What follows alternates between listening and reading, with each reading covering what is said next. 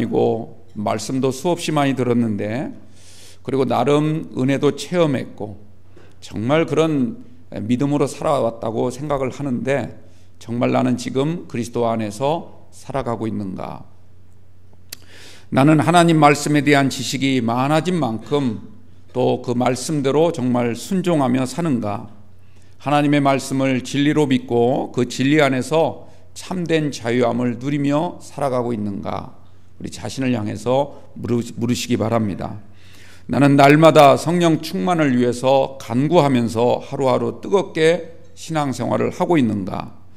그래서 주님 앞에 나올 때마다 항상 기쁘고 주님께 예배드리는 것이 가장 행복하고, 또 교회를 위해서 봉사한 후에 정말 내 마음 가운데 기쁨이 넘치는가? 나는 정말 과거의 나보다도 오늘 현재의 내가 더 겸손한가? 사람을 대할 때마다 또 누구에게나 내가 관용적이고 또 교회 일을 할 때는 항상 협조적인가? 아니면 여전히 내 고집과 아집만을 내세우면서 내 식대로만 하려고 하진 않는가? 우리 자신을 깊이 돌아봐야 됩니다.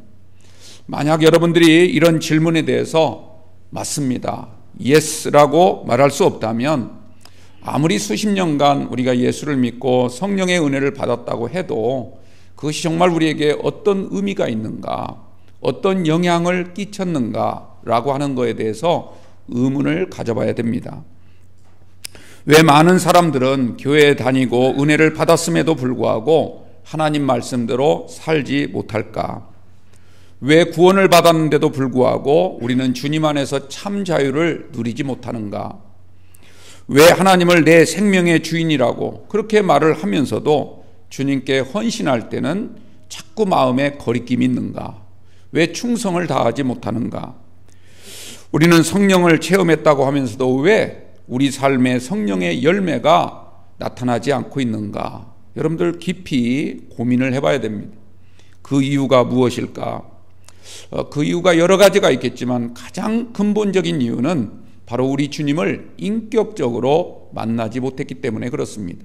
인격적인 체험이 있어야 된다는 거죠.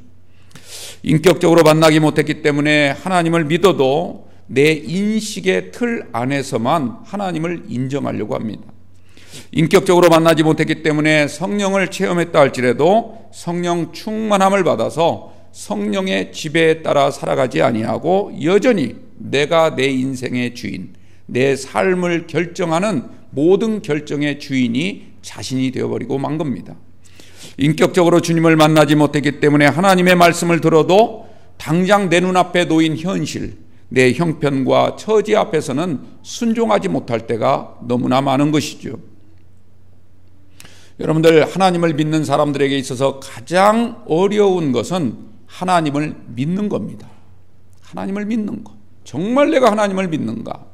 정말 내가 살아계신 하나님, 정말 나와 동행하시는 주님을 나는 믿고 있는가? 예수 믿는 사람들에게 있어서 가장 어려운 것은 변화입니다. 변화가 되질 않아요. 수십 년 믿어도 변화가 되지 않는 자신의 모습을 한번 들여다보시는 은혜가 있길 바랍니다. 문제는 이런 믿음만 가지고는 결코 우리가 내 인생의 주인이 될 수 없다는 겁니다. 또한 예수를 믿어도 참된 자유가 없고 참 기쁨을 누리지 못한 채 하루하루 그냥 형식적이고 무기력한 삶을 살 수밖에 없는 겁니다. 그러나 이보다 더 큰 문제가 있습니다. 그것은 뭐냐면 하나님께 대한 신앙을 자신 생각이라고 하는 틀로만 이해하려고 하기 때문에 아무리 하나님의 말씀이라고 해도 자기 생각과 맞지 않으면 절대로 받아들이지 아니하고 순종하지 않습니다. 이것이 문제인 것이죠. 다시 한번 여러분들에게 묻습니다. 여러분들은 정말 하나님의 말씀을 진리라고 믿습니까? 정말 하나님의 말씀은 생명입니다. 여러분들 그렇게 믿으시기 바랍니다. 그렇지 않고 하나님의 말씀에 대한 여러분의 생각을 더 우선한다면 그건 하나님의 말씀을 믿는 것이 아닌 거지요. 내 뜻과 삶의 모든 결정을 하나님께 맡기시기 바랍니다. 항상 내 뜻을 이루기 위해서 하나님을 찾는 것이 아니라 하나님의 뜻을 이루기 위해서 내 뜻을 꺾는 그런 성도가 진실된 성도인 것입니다. 여러분들, 믿음이라고 하는 건 무엇입니까? 믿음은요, 내 모든 삶을 하나님께 맡기는 겁니다. 설령 논리적으로는 이해가 되지 않는다 할지라도 절대로 내 생각대로 주님을 이해하거나 파악하려고 하지 말고, 또는 어떤 느낌대로 따르려고 하지 말고, 그건 믿음이 아닌 것입니다. 여러분들, 믿음이라고 하는 건 하나님이 나에게 주신 선물이지 절대로 내가 연구하고 이해하고 납득해서 얻은 게 아닌 것입니다. 여러분들, 하나님께 대한 참된 믿음을 꼭 갖게 되기를 축원합니다. 왜 우리는 늘 입술로는 주여 주여 이렇게 말을 하고 예배 때마다 하나님 말씀을 들으면서도 순종하지 않는가? 그것은 하나님의 말씀을 들을 때 자기가 수용할 수 있는 것만 받아들이고 나머지는 다 지워버리는 겁니다. 딜레트 키를 눌러버리는 거예요. 하기 힘든 것, 하고 싶지 않은 것 다 거부합니다. 아예 생각조차 하지 않습니다.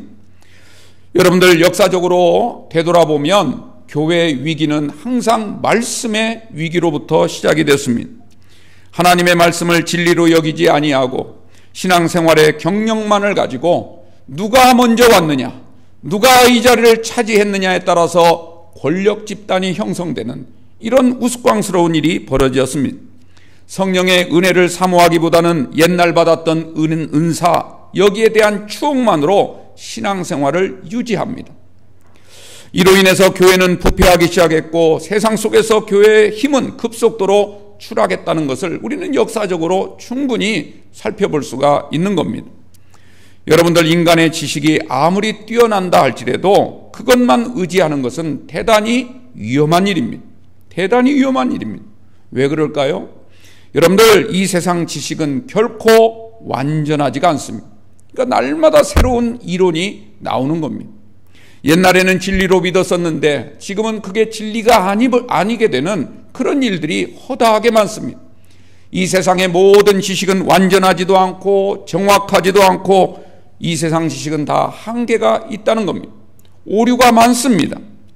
그래서 하나님은 뭐라고 말씀하시냐면 내 생각은 사람의 생각과 다르고 내 길은 너희의 길과 다르다.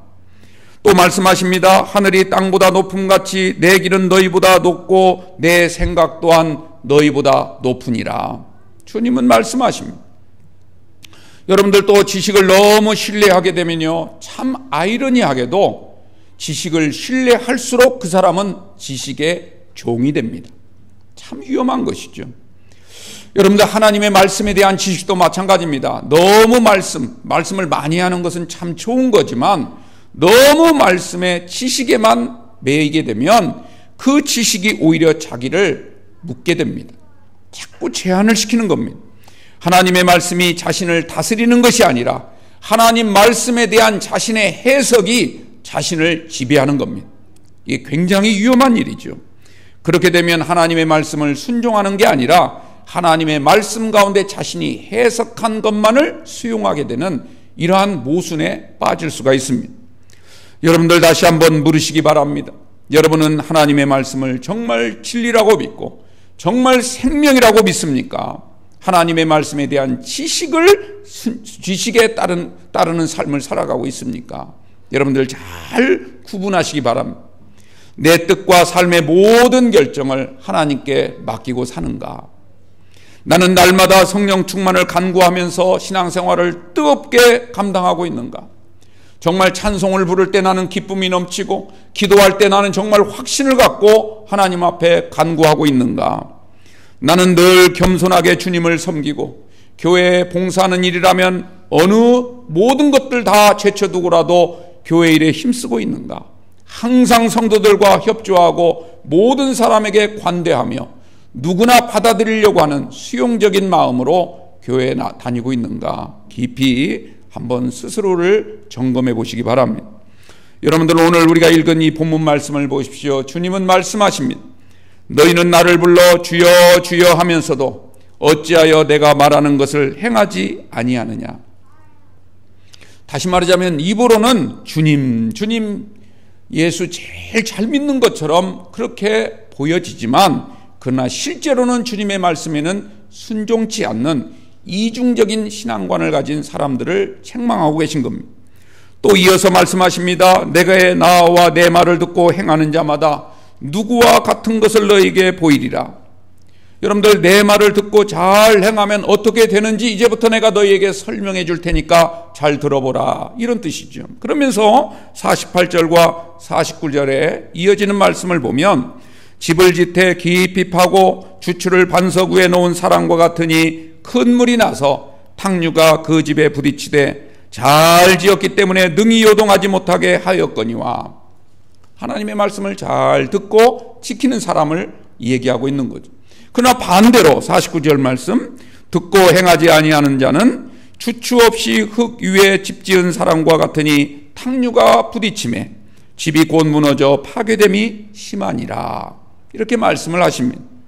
여러분들, 하나님의 말씀을 잘 듣고 그대로 순종하는 사람, 그런 사람의 삶은 마치 반석 위에 지은 아주 견고한 집과 같아서 어떠한 힘든 일이 오고 세상이 요동친다 할지라도 결코 무너지지 않는다. 하지만 하나님의 말씀을 듣고 순종치 아니하게 되면 어떻게 됩니까? 주추 없이 흙 위에 집을 지은 사람과 같아서 작은 요동에도 금방 무너지게 될 거라는 것이죠. 결국 파괴함을 당해서 그 삶이 불행해지고 말 것이다. 주님은 경고하고 계십니다.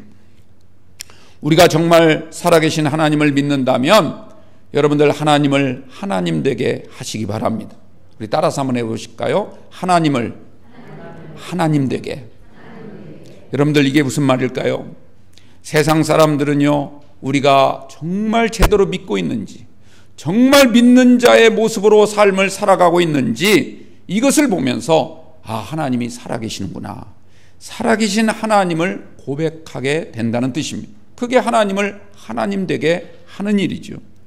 여러분들, 창세기 21장 보면 그랄 땅의 왕이었던 아비멜렉과 군대장관 비골이 아브라함의 삶의 모습을 보고 하나님이 너와 함께하는 것을 우리가 분명히 보았노라, 이렇게 고백을 합니다. 불신자의 입에서 하나님의 이름이 나오는 겁니다. 애굽 왕의 바로는요, 모세가 행하는 기적을 보고 하나님의 전능하심과 위대하심을 찬양했습니다. 바벨론 왕이었던 느부갓네살도요, 다니엘의 믿음을 보고 하나님 앞에 무릎을 꿇고 경배했다고 말씀하고 있습니다. 또 로마 군대의 백부장이었던 사람은요, 예수님이 십자가에서 처참한 모습으로 돌아가시는 그 광경을 보고도 이분이야말로 진실로 하나님의 아들이었도다, 이렇게 고백을 했습니다. 여러분들, 우리를 바라보는 모든 사람, 우리의 모습을 보고 정말 하나님이 살아계시고 하나님이 위대하심을 찬양할 수 있도록 우리가 하나님을 하나님 되게 하는 일에 최선을 다하시기 바랍니다. 왜 한국교회가 힘을 잃었습니까? 왜 세상 사람들이 교회를 보고 손가락질을 합니까? 여러분들, 그 모든 원인은 바로 우리 자신에게 있다는 사실을 꼭 명심하십시오. 우리가 하나님을 하나님 되게 하지 않고 늘 하나님보다는 내가 우선되고 내 모습을 더 나타내려고 하다 보니까 세상 사람들이 식상해하는 겁니다. 교회도 우리와 다를 게 없구나, 아니 우리보다 더 추잡하구나, 이런 생각을 갖게 되는 거죠. 사랑하는 성도 여러분, 하나님을 하나님 되게 하시기 바랍니다. 그러려면 가장 중요한 게 뭐겠습니까? 하나님 말씀에 대한 나의 생각을 다 내려놓고 하나님의 말씀을 진짜 하나님 말씀 그대로 받아들이며 사는 삶이 되어야 될 줄로 믿습니다.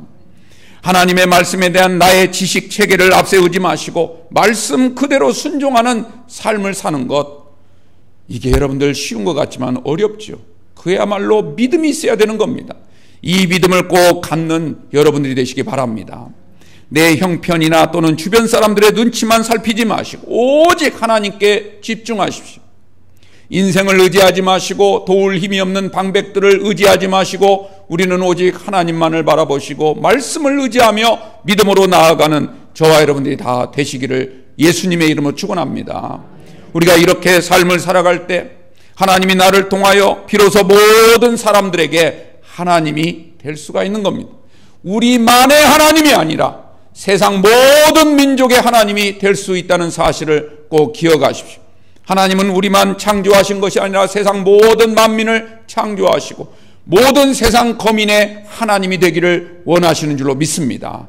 우리만 구원받고 천국에 우리만 데리고 가는 우리만의 하나님이 아니라 하나님은 모든 사람들이 다 하나님을 알게 되고 하나님을 경배하고 하나님 말씀대로 살아가는 귀한 세상이 되어서 우리 모두가 다 주님 앞에 은혜 받고 구원받은 것처럼 모든 세상 사람들도 다 은혜 받고 구원받기를 원하시는 줄 믿으시기 바랍니다.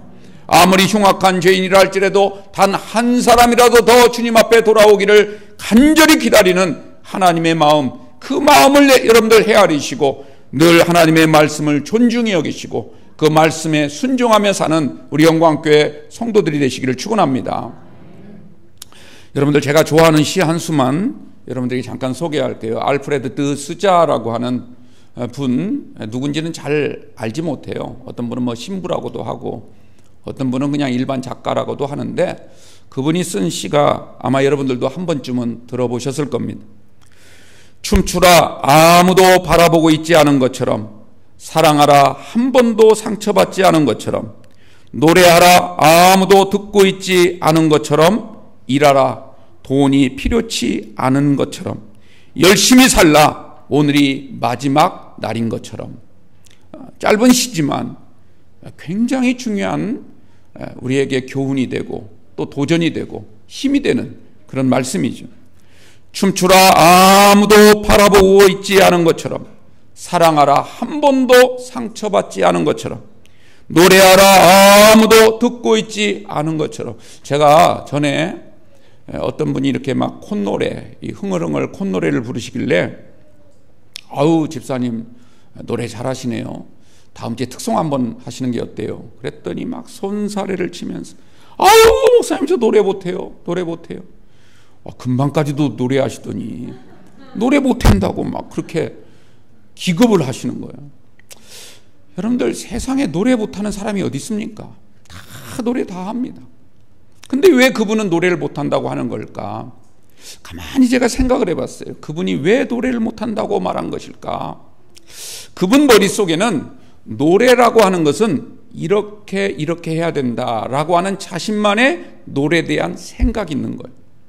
만약 그대로 그대로 하지 못한다면, 그러니까 박자나 음정을 제대로 지키지 못하고 그렇게 부르면 다른 사람 귀에 별로 좋게 들리지 않을 거고, 결국 그렇게 되면 나는 창피를 당하고 말 것이다, 이런 생각을 갖는 거죠.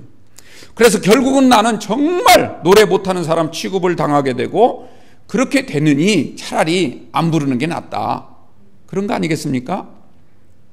그런데 여러분들, 이거 아십니까? 이처럼 노래에 대한 자기의 인식을 가지고 부르는 노래는 진짜 노래가 아닙니다.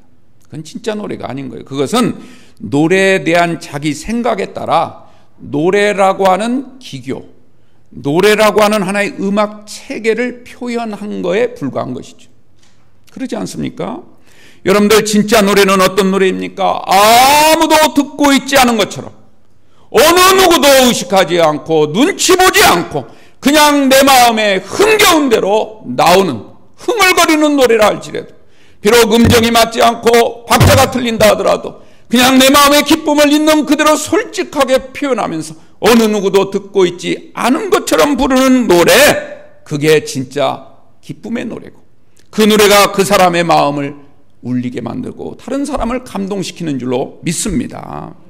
여러분들, 그래서 오늘 이 시인은 뭐라고 말합니까? 노래하라 아무도 듣고 있지 않은 것처럼. 여러분들, 많은 사람들이요, 왜 하나님을 하나님 되게 하지 못할까요? 왜 말씀에 순종하지 못할까요? 왜 한 번도 상처받지 않은 것처럼 사랑하지 못하고 늘 받은 상처만을 얘기하려고 할까요?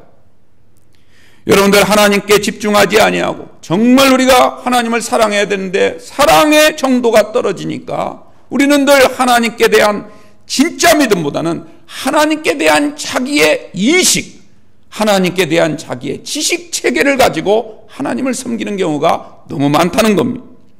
하나님의 말씀보다는 자꾸 내 형편, 내 처지만을 먼저 생각하고 주변 사람들을 의식하다 보니까 정말 하나님과 동행하는 것이 아니라 다른 사람이 볼 때 하나님과 동행하는 척만 하는 데에 익숙해진 그런 인생을 살아가고 있는 것이죠. 여러분들 하나님을 하나님 되게 하려면 우리의 마음을 온전히 하나님께 쏟으십시오. 다른 사람 의식하지 마시고 늘 하나님과의 관계에 더 마음을 쏟으시기 바랍니다. 물론 우리는 사람도 의식해야 됩니다. 사람 보기에 너무 추한 모습을 보여서는 안 되겠죠. 사람들 보고 있다는 우리의 눈을 너무 또 무시하면 안 되는 겁니다.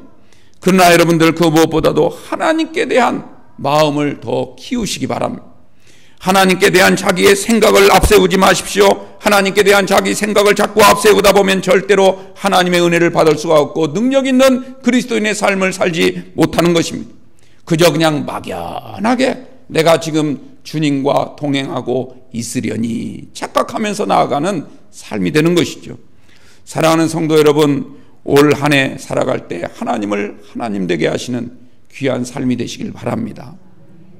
하나님 앞에 나올 때마다 힘껏 춤을 추시는 여러분들 되시기 바랍니다.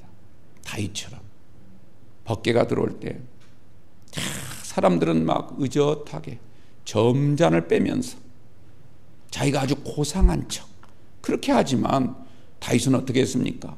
그냥 위통을 벗어던지며 벌거벗은 몸으로 하나님을 찬양했지 않습니까? 그 모습을 바라본 그의 처 미갈은요, 나중에 다윗을 향하여 마치 나무래듯이 뭐라고 하죠? 임금이 되어가지고 왕이 되어가지고 채통머리 없이 그게 무슨 꼴이냐? 그런데 다윗은 뭐라고 했습니까? 내가 하나님 앞에서 행한 것인데 너는 어떻게 사람의 눈으로 그걸 바라보느냐? 그렇게 말하지 않았습니까? 그런데 이 말씀을 전하고 있는 사무엘하 마지막 구절을 보면 아주 의미 있는 말씀으로 끝납니다. 이 일로 인하여 미갈은 평생토록 자식이 없으니라. 여러분들 이 말의 뜻이 무엇이겠습니까? 이 사무엘하라고 하는 성경을 기록하는 저자가 이 모습을 바라봤을 때 바로 기록한 것이 아니라 나중에 다윗과 미갈이 다 인생을 살고 세상을 떠난 이후에 미갈이라고 하는 처가 정말 자식을 낳기 원했는데 낳지 못한 원인이 바로 사람의 눈을 의식했기 때문에 그렇구나 라고 그렇게 평가하고 성경을 기록한 거 아니겠습니까? 여러분들 우리의 삶에도 언젠가 우리 삶의 역사가 기록된다는 사실, 지금 주님 어린 양 보좌 앞에 있는 생명책과 기념책에는 우리의 모든 일거수 일투족을 다 기록하고 있는 천사가 계신다는 사실을 꼭 기억하시고, 여러분들 우리의 모든 삶이 정말 하나님을 찬양하고 정말 살아계신 하나님과 함께하는 그런 믿음으로 나아가는 저와 여러분들이 되시길 바랍니다. 힘을 다하여 주님을 사랑하십시오. 마음껏 찬양하십시오. 아무런 대가가 필요 없는 것처럼 주님을 위하여 봉사하십시오. 그러면 하나님이 여러분의 삶을 책임져 주실 줄로 믿습니다. 마치 오늘이 마지막 날인 것처럼 최선을 다하여 하나님 앞에 예배하는 사람, 이런 사람의 예배는 그냥 매일처럼 습관적으로 예배하는 사람과 완전히 자세와 태도가 다른 것입니다. 여러분들 이런 믿음을 꼭 갖게 되기를 축원합니다. 여러분의 하루하루가 마치 구원받은 첫날인 것처럼 하나님을 기뻐하시고 하나님의 은혜에 감사하며 주님을 찬양하십시오. 내일 주님이 오실 것처럼 충성을 다하시기 바랍니다. 그리고 나의 마지막 사명인 것처럼 하나님을 하나님 되게 하는 일에 최선을 다하시면 하나님께서 여러분의 중심을 보시고 여러분의 모든 삶을 주님이 인도하여 주시고 악한 세력으로부터 막아주시고 여러분의 삶의 진정한 행복이 무엇이고 참된 자유가 무엇인지를 깨닫게 하시고 여러분들을 참된 길로 인도하시고 복된 삶을 살게 주님께서 도와주실 줄로 믿습니다. 그런 은혜로 승리하는 2023년 또 여러분의 남은 여생이 되시기를 주님의 이름으로 축원합니다. 기도하겠습니다. 거룩하신 아버지 하나님 감사합니다.